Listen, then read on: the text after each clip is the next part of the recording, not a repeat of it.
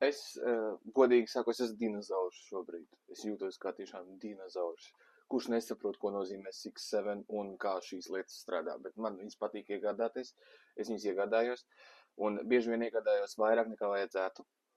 Diemžēl tā tas ir, bet ne par to šodien.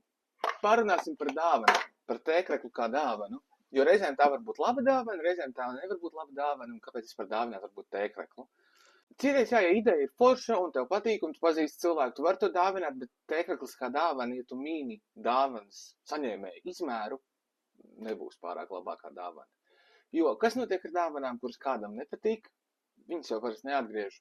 Viņas vai nu stāv skapī, krāj putekļus, vai vienkārši netiek lietotas.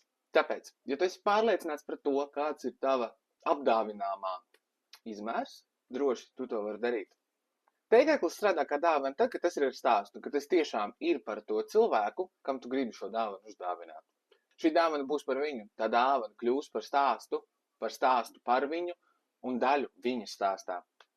Tēkreklis var kļūt par neveiksmīgu dāvanu tajā brīdī, kad tiek minēts izmērs, dizains ir vispārīgs un par to, kas dāvana saņem neko nepastāsta, un dāvana tiek nopirkta tikai dāvināšanas pēc. Šo iemeslu dēļ tēkreklis nav vispār ģeniālākā dāvana, par kur tu vari iedomāties.